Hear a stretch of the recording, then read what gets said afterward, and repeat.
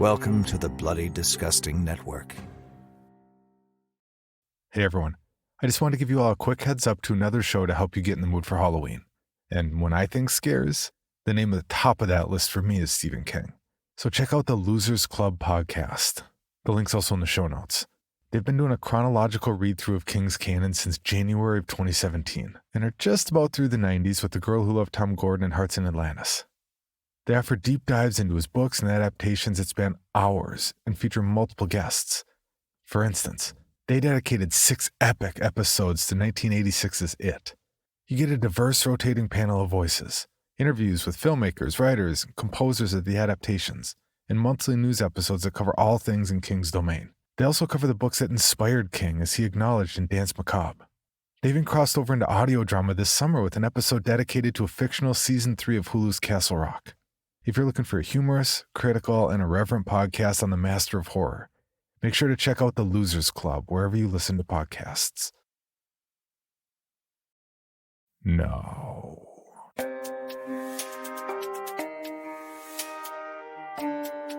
This is Creepy, a podcast dedicated to sharing the most famous, chilling, and disturbing creepypastas and urban legends in the world. Whether these stories truly happened or are simply fabrications is for you to decide. These stories may contain graphic depictions of violence and explicit language. Listener discretion is advised.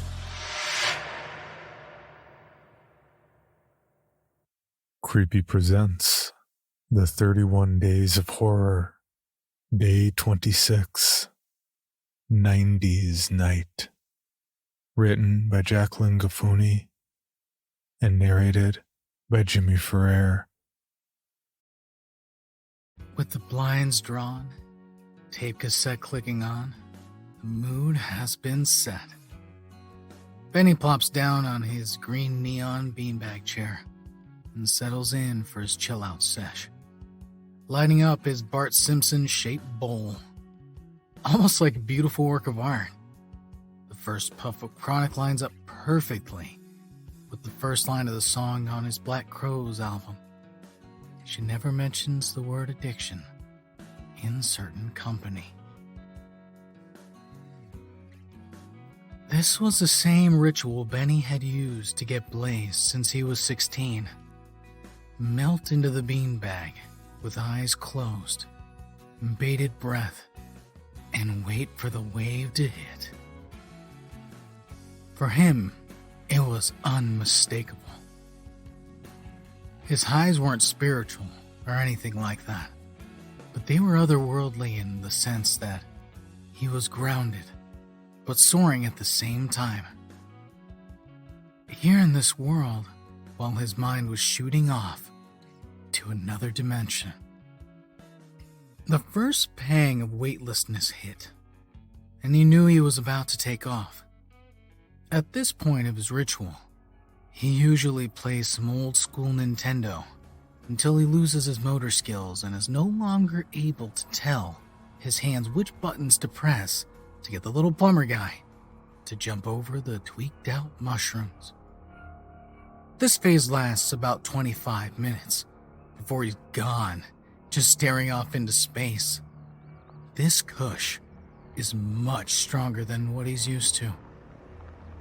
Benny thinks as he starts to get that far-off feeling. Unfortunately, this is about the same time. The same moment, he hears a minivan pull up in the driveway.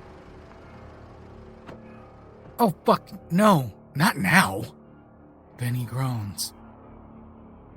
He jumps up, or at least he commands his body to do so. But it's more of a laborious movement. Definitely not as graceful as he'd like. Benny knocks his bowl onto the carpet, and tiny embers begin to spill out. This starts to pull him back into the reality at hand, and he somehow is able to pick up speed in his cleanup process. He tucks the bowl back into his cigar box, while simultaneously picking debris off the carpet. No stains or burns, which is good. The key turning in the front door lock is like a bullhorn in a church. It abrasively cuts through his mellow and totally harshes his vibe. Shit, shit, shit, shit! Benny just remembered the Nintendo. He unplugs it from the television and kicks it under the console, as far back as he can, so it's not visible from standing view. He lowers the Black Crowes cassette on his boombox, quickly sits back down on the beanbag as he turns on the television. Hey, hon, I'm home. Awesome, babe. How did it go? I might just get away with this, Benny grins to himself. Oh, you know how my sister is. Just because I can't drink doesn't mean she can't try to find the bottom of that bottomless mimosa. Natalie trails off as she audibly inhales and holds her breath. God damn it, Benny! She bellows and storms into Benny's man cave, formerly the den. What's up, babe? He asks, never turning his gaze from the TV, as if that would make her go away. We've talked about this. I don't care if you smoke. Just open the damn windows when you do. You know it's killing me that I can't join in. It's true. They used to partake in the bud together on the occasional weekend or special event. But now she's carrying their twins, and she doesn't get to enjoy that part of life anymore. And to be completely honest, Benny actually prefers it this way. It gives him an excuse to smoke without her, to smoke how he wants. You're right. I'm sorry. I thought you'd be out of the house longer, that's all. He turns to face his wife and give her the best damn puppy dog eyes he can muster. She breaks out into a laugh, the kind that would make people turn in public. It's not so much a laugh as it is a squawk. Yeah, it's pretty dank. Benny sighs as the words come out of his mouth. Ah, fuck. Here we go. Dank. Benny, are you sure the weed is the only thing you did while I was gone? Natalie pursed her lips, ready to pounce if he said the wrong thing.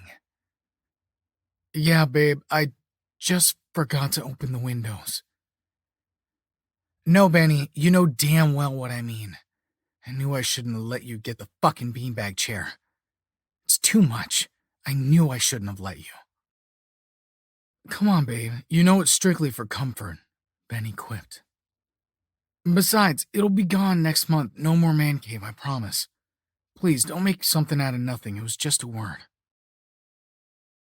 He had promised her he would convert his coveted man cave back into the den once she was in her third trimester. As much as he feared the thought, it was time for him to grow up and be a man. He was approaching his 40s and entering fatherhood after all. With relaxed lips, Natalie exhaled and seemed a bit more at ease. I'm sorry, I've just been on edge lately, that's all. Benny smiled to try to soothe her, though he knew that, should his lies ever surface, she would hate him.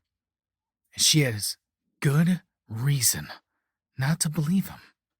He's done this dozens of times before. The only difference is he's getting better at hiding his vices. He had successfully smoothed things over with his wife. So much so that she made him his favorite post-chillax sesh food right when his munchies hit. Macaroni and cheese with a dab of hot sauce.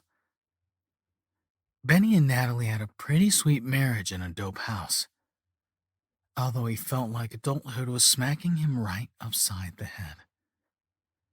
With his double whammy pregnancy, he couldn't help but reminisce on his more youthful years and how long he had successfully held on to it well into his 30s.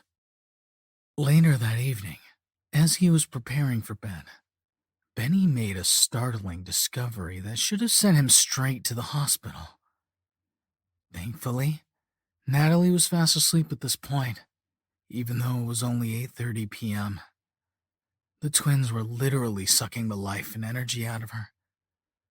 Maternity is amazingly horrifying. It reminded Benny of those spiders whose offsprings eat the mother from the inside out.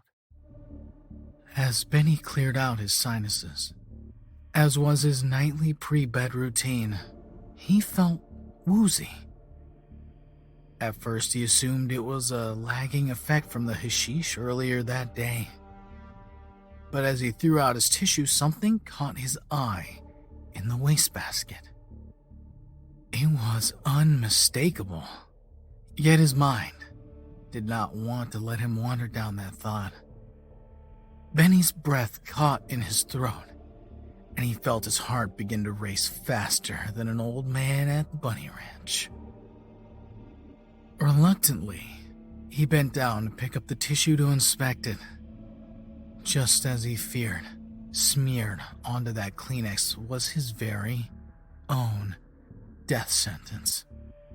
Turquoise streaks with thin purple waves flowing within them. It was a pattern he was all too familiar with, and anyone who had been alive in the 90s would say it's similar to the pattern found on those soda cups used at movie theaters and bowling alleys. But to see it coming out of your own body, he knew what it meant. But in the moment, he made the choice to ignore it, push it down in the deep recesses of his mind. Instead of leaving the tissue at the top of the wastebasket for his wife to find, he went into the kitchen, wrapped it up in aluminum foil, and threw it outside in the trash bin. As he lay in bed, trying to forget the whole ordeal, Benny had another harrowing experience as he's drifting off to sleep. The smell, the unmistakable smell of strawberry Pop-Tarts. Immediately, he was transported to his childhood home. Arriving after a day at middle school, he beelines to the kitchen to pop his favorite after-school snack on the toaster. On his headphones, he faintly hears a soft crooning of Chris Robinson. Oh yeah, there's a smile when the pain comes. Having all but forgotten the frightful events from the prior weekend, Benny found himself downing bottle after bottle at his friend Eddie's house the following Friday night. So, what are you and the missus doing tomorrow night, man? Halloween stay-at-home date night? Eddie laughs. He has been successfully going stag since he was 19, and seems to be holding on to the title as long as he can. Out of all of his friends, Eddie is the last one to not have been married or divorced at this point. No, Natalie is going to the lake house with a few girlfriends. Trying to enjoy life before impending doom, huh? Please don't refer to my children as impending doom. Eddie scoffs and looks away. Whatever, man. You want another beer? Benny could go for another 3 beers, but that's probably just his subconscious trying to make him obliterate the memory of his horrifying secret. Nah, dude, I'm good. I probably should get home soon anyway. Hey, what are you up to tomorrow? Since the wifey will be away, I was thinking of hitting up the 90s cover band at Just Jake's tomorrow. Eddie quickly cut him off. Jesus, Ben. Another one? That's your 3rd 90s themed bar night this year. It's only June. I'm worried about you, man. Oh, come on. Not you two. Natalie's been on my fucking case and just listen, man. I just thought it would be a cool night out, and that's all. And it's Halloween. Can a dude go dress up and play pretend one last time before it's not all about him anymore?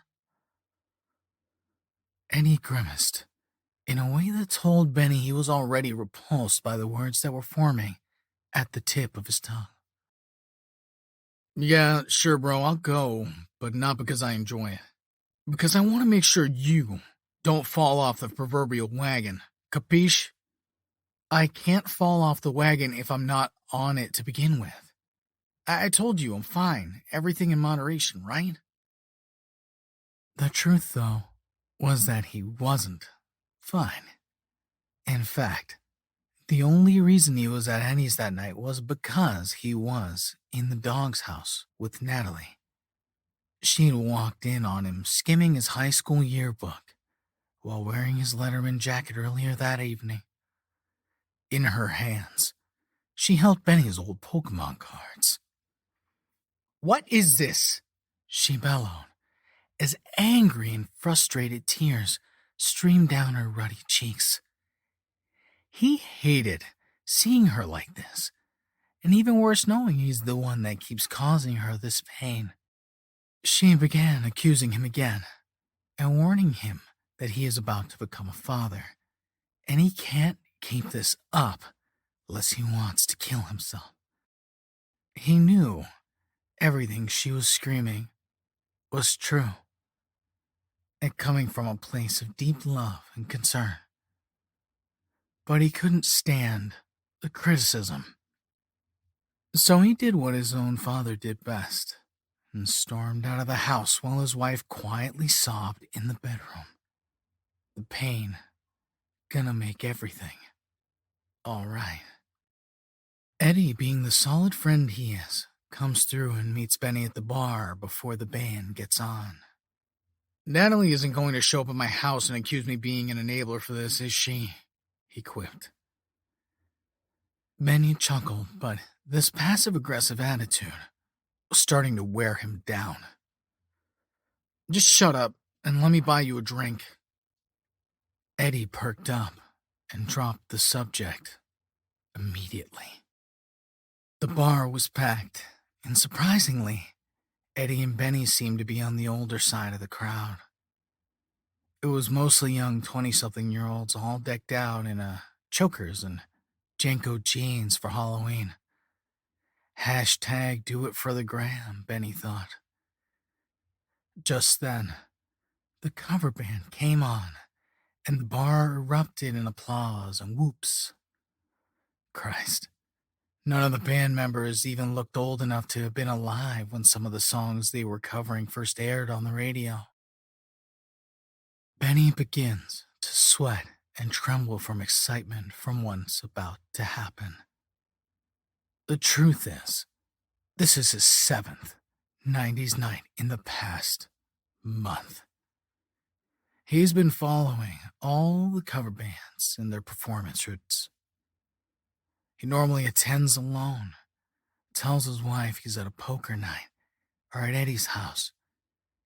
If only she knew what he was really doing. The lights dimmed and the crowd begins to shout and scream. Michael Buffer's voice breaks through the speakers. "Let's get ready to rumble!" Benny is soaring now. His mind was shooting off to another dimension. This is the high he's always been searching for, longing for his next fix. This is the high that has gotten him into trouble before, into trouble now. And yet he cannot stop it. He cannot help himself. Deep down, he knows he's an addict that needs help. Yet he doesn't want it. Not yet, anyway. He just needs one more to tide him over. And then.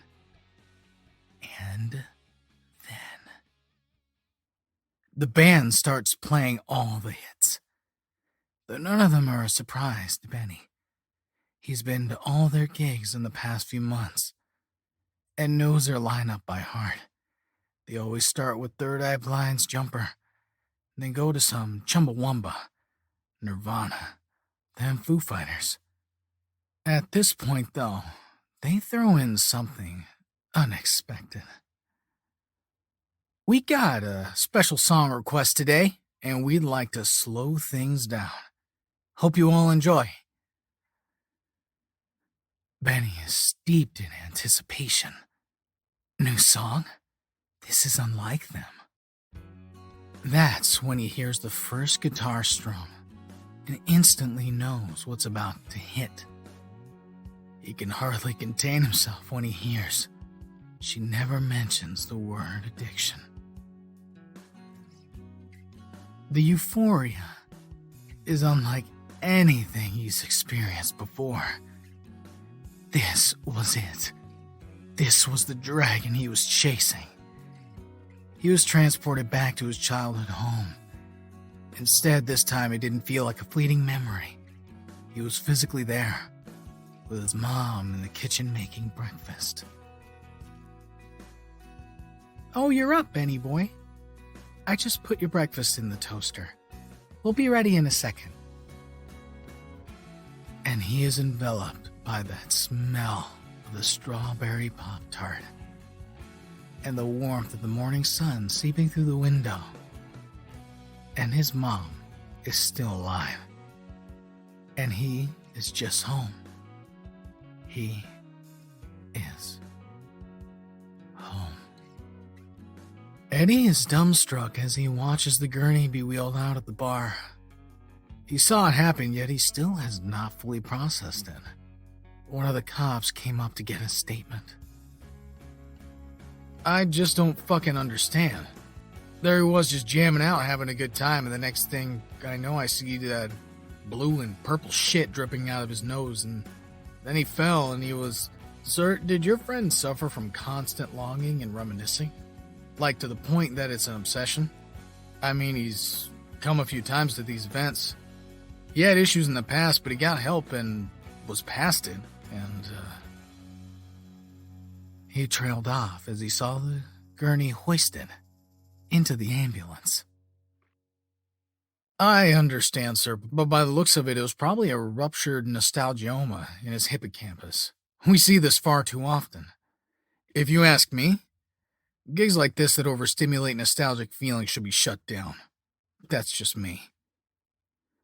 Anyway, is there any next of kin we should be reaching out to?" All he could think of kids, siblings, was how his friend was gone, and he had just made those two babies fatherless before they were even born.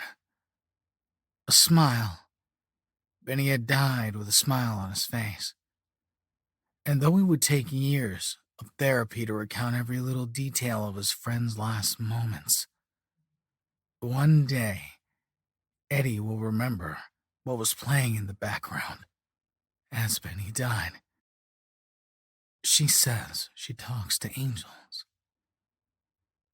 Says they call her out by her name. For your bonus episode, Creepy presents The Halloween Decoration, written by Tropical Rabbit. When I was 10 years old, I moved into a foster home. My deadbeat parents went out for cigarettes and beer one night and never came back. At least that was a story I've been told for the past 30 years. But now I finally feel like I should tell the truth about what happened the night they disappeared. My parents never wanted me. I was an unplanned mistake that they chose to keep for the welfare benefits. Growing up involved bruises, black eyes, the occasional cigarette burn, and daily verbal beatdowns. One day, near Halloween, a flyer arrived in our mailbox about an arts and crafts fair at the nearby park. When I got the mail after walking home from school, I begged my mom to take me. She always let me put out our meager collection of decorations for the holidays, and I was excited by the prospect to find something cool for Halloween at the fair. She said it was just a stupid fair, but I could go if it would make me shut up about it. She wouldn't give me any money, though, because they couldn't afford it, although they had no problem buying cigarettes and beer all the time. The last time I brought that up resulted in a slap across the face. When the day of the fair arrived, I grabbed my rusted bike and rode to the park with a pocket full of change I'd saved from constantly checking payphone coin return slots. I took the shortcut through the woods and past the rusted car frame littered with cigarette butts and beer bottles where the cool high school kids hung out. The woods opened up into a grassy field with a baseball diamond, playground, and a couple soccer fields. Cars filled with happy families drove into the dirt parking lot and headed to the various tables. I set my bike down against a tree and browsed the pictures, jewelry, and knickknacks displayed at the vendors' tables. Everything was so much more than the $1.55 held in my pocket. I started to cry as I left the last table, realizing I was too poor to buy anything. Dejected, I headed back towards my bike with my head down, wanting to just keep pedaling as fast as I could to get as far away as I could. All of a sudden, I bumped into another table that I hadn't noticed before right beside my bike. "I'm sorry," I said as I wiped the tears from my eyes. "I didn't see you there." The old woman sitting at the table didn't say anything. She just waved her hand in front of the trinkets on the table. Her thinning gray hair was matted down on her blistered scalp, and her face was weathered and wrinkled. I looked at the items on the table, and they all appeared to be Halloween-themed.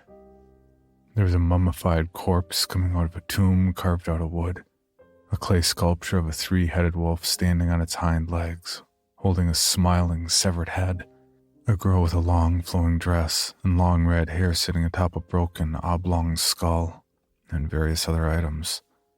These were so detailed and finely crafted that I was sure they were too expensive for me. So I said, "Thanks, but I don't have enough money," and turned around to leave. She started tapping her nails on the table to get my attention. I turned back around and she reached into the bag next to her, pulled out a new trinket and slid it towards me. I asked how much it was and she shook her head no and pushed it closer to me. I reached into my pocket and tried to hand her what little money I had, but she just pushed my hand away and shook her head no again.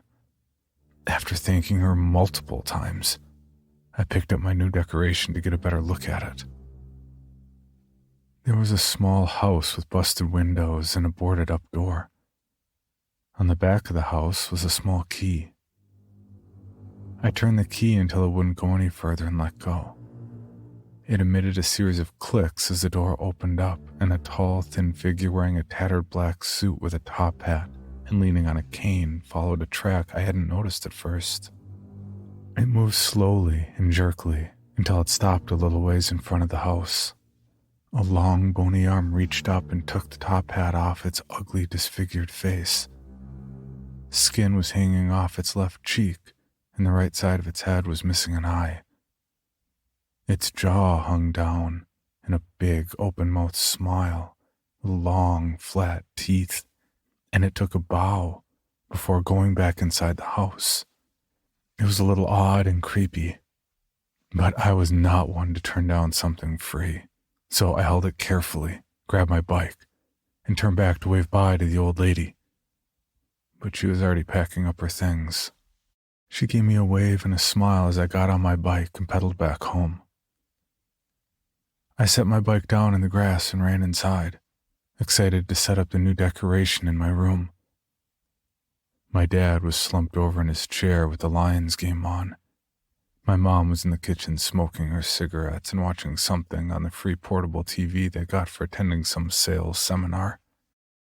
I walked slowly by them, trying not to be heard, and went in my room, closing the door quietly behind me. I wound the key up again and set the decoration down on my dresser. Nothing happened. I wound it again, but still nothing. I guessed that it must have broken already and lied down to go to sleep. I was awoken by a clicking sound and looked up at my dresser. The door to the little house opened up and the figure came out. It stopped outside the house and leaned on its cane, staring at me. The smile was gone from its face. Just then my door opened and my dad stumbled in, yelling at me for not doing the dishes. He smacked me a few times and then stumbled out.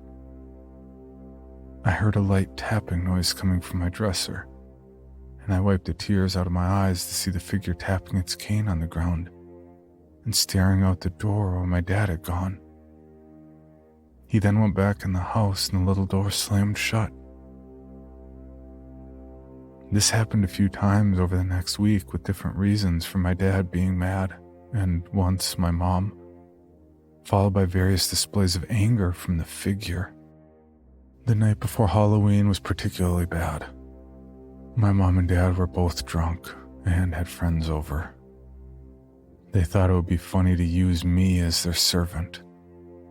I had to keep bringing them drinks, and they threw stuff at me whenever I took too long or accidentally spilled anything. Late in the night, my mom's ashtray filled up, so she reached over and put her cigarette out on my arm. I ran crying to my room while they laughed. I noticed the figure had moved off the decoration and was now standing on my dresser, slamming his cane down over and over. Then he pointed his cane at my bed as if to tell me to go lie down. I climbed into bed and closed my eyes as the little figure watched over me. Somehow I fell asleep quickly from the exhaustion and trauma of the day. A piercing scream coming from down the hall in my parents' room woke me up just after midnight. I quietly opened my door and leaned out to look into their room. The moonlight shone in through their windows, and I could see the tall, bony figure leaning over the bottom of the bed, with his cane pushed down on my dad's chest. He had grown to about 7 feet tall, and his mouth was biting down on my dad's leg. His big flat teeth were grinding back and forth across the bone. Then I heard a loud snap as its powerful jaws broke right through the bone. My mom and dad were both screaming as the figure's mouth moved further up my dad's leg and began grinding its teeth back and forth again.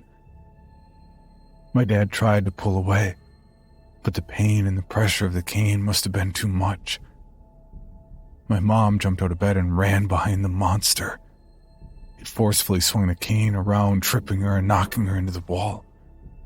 She crumpled into a heap on the floor, moaning in pain. My dad looked over at me and let out a weak cry for help.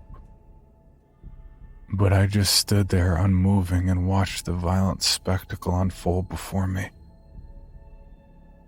After a couple of minutes, one of my dad's legs was completely gone, and he looked to be passed out from the pain. My mom slowly started crawling toward me. The monster walked over and lifted his cane high above his head.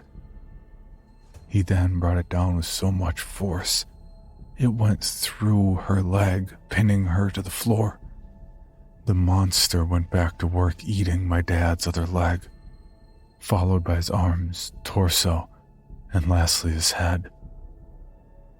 My mom listened to the mashing and grinding of the bones until there was a short moment of silence as the last of my dad was gobbled up. I felt nothing as I watched the monster walk over to my mom and bite each finger off one by one as she continued to scream. He then devoured her with a similar methodical process, and when he was finished, he walked over and stood in front of me, towering over me. His eye, that empty socket, felt like they were staring into my soul. He stayed there for a minute, and then removed his top hat and took a bow before walking out of the house. I cleaned up the floor, threw away the bedding, and called the police the next day with my story about them going out for cigarettes and beer and not coming back. I kept the house decoration without the figure and put it out every year, except for the last few years. The last couple years have been rough for me. I was laid off and unable to find work for a long time. I didn't mean to hit my son and yell at him so much, I promise. I'm not like my father. I can be good again. You have to believe me. You see, I just left my son's room, and the house was sitting on his dresser. As I was walking out the door, the familiar clicking noise caught my attention. The little door opened and the figure was back. He stopped just outside the little house and stared at me. He then began to grind his teeth back and forth. Halloween is almost here, and I promise I will be good. For even more from Creepy, including how to submit your own story for consideration, please visit creepypod.com. You can also follow us at CreepyPod on social media and YouTube. All stories told on this podcast are used under license and may not be rebroadcast or distributed without the express prior written consent of the story's author. Please contact us at creepypod@gmail.com for further information on obtaining the rights necessary to rebroadcast or distribute a particular story.